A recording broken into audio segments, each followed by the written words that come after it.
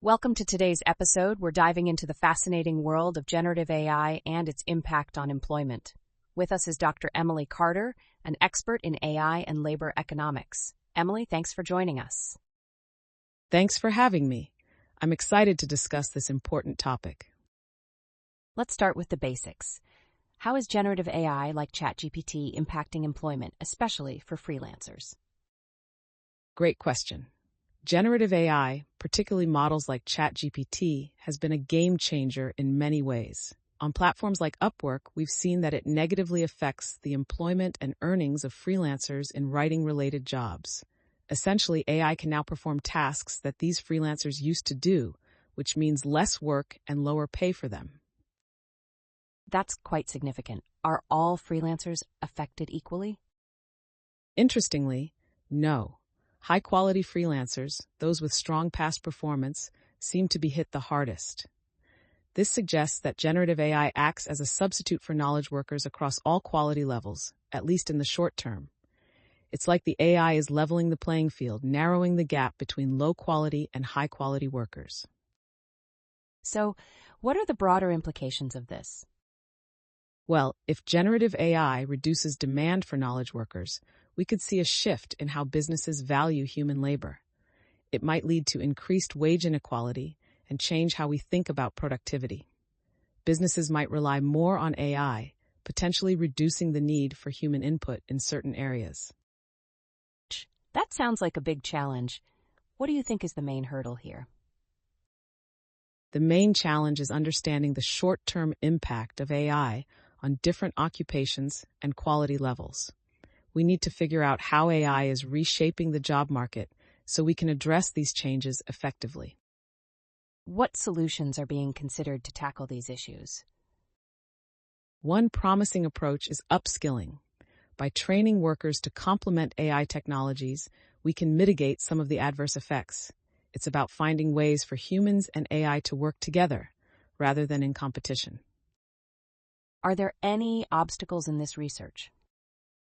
Definitely. One major obstacle is the lack of long-term data. We're mostly looking at short-term effects, so we don't fully understand the long-term implications.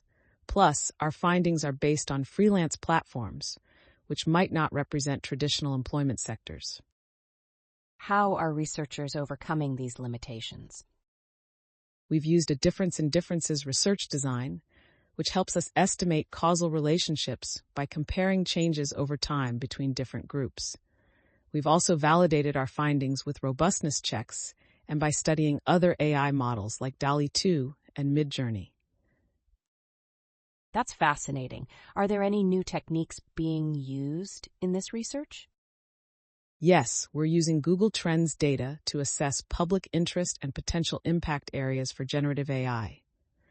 This helps us understand where AI might be heading and how it could affect various industries.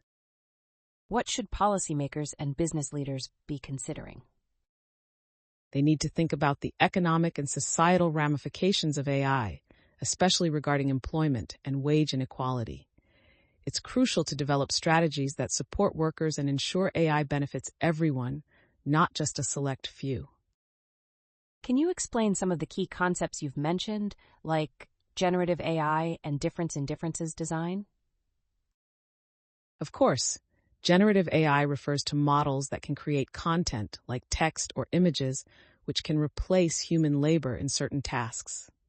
The difference in differences design is a statistical method that helps us estimate causal effects by comparing changes over time between a treatment group and a control group.